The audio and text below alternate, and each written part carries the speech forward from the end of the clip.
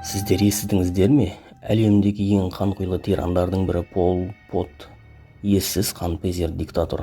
Адамзат тарихында өз халқына осыншалық қасірет әкелген басшы кемнен кем. Егер бұл атты бұрын естімеген болсаңыздар, бүгін біз Пол Пот пен оның жасаған зұлымдықтарын бірге талқылайық.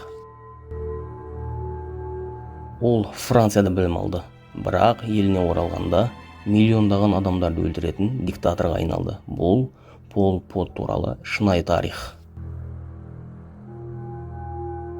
Ол 1925 жылы Камбоджада бай отбасында дүниеге келді. Есімі Салат Сар. Кейін Францияға барып, Парижде оқыды. Сол жерде алғаш рет Маркс пен Лениннің еңбектерін оқып, коммунизмге қызықты, фанатқа айналды.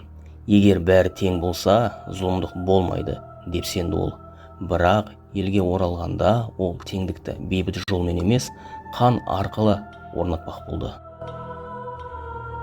1960 жылы ол құпия коммунистік партия құрып, өзіні Пол Пот деп атады. 1975 жылы елді азаматтық соғыс шарпығанда оның әскері Қызыл Кхмерлер Астананы басып алды. Билікке келген күні-ақ ол жаңа Камбоджа жариялады. Барлық қала тұрғындарды, балалар мен қарттарға дейін мәжбүрлі түрде ауылға көшірді. Ол елді ауыл шаруашылық жұмағына айналдырмақ болды. Мектептер, ауруханалар, дін, ақша бәрі жойылды. Ол Пол Пот. Қала деген ұғым буржуазияның уы деп санады. Қала өлім, дала өмір деді ол. Адамдар таң атпай егіз алқабын айдалады. Тамақ жоқ, демалыс жоқ, көтеріліс шықпасын деп, ол отбасы мүшелерін бір-бірінен айырып тастады. Пол Пот елдегі интеллигенцияны жойды. Көзілдірік тақсаң өлесің. Французша тағда шет ел тілдерін білсең атыласың. Тіпті қолыңда жұмсақ тер болса, егін егіп көрмегенсің. Демек, дұшпансың, жазаланасың. Ол миллионнан астам адамды өлтірді.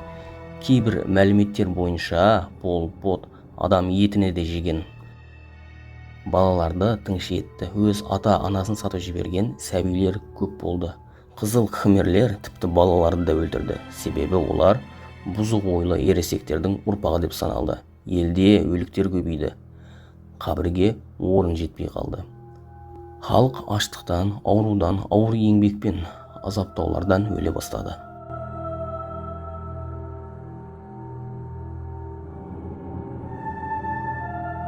Мың 1979 жылы Вьетнам армиясы Камбоджаға кіріп, Пол Пот режимін құлатты, бірақ Пол Пот тірі қалды.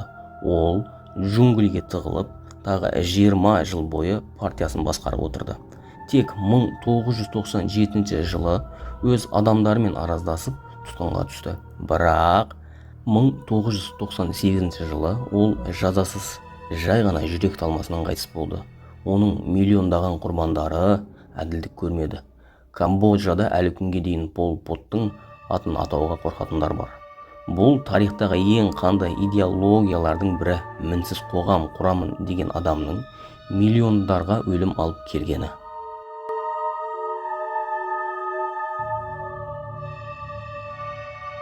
Сөз соңында Пол Пот 1975 жылдан 1979 жылға дейін билік етті.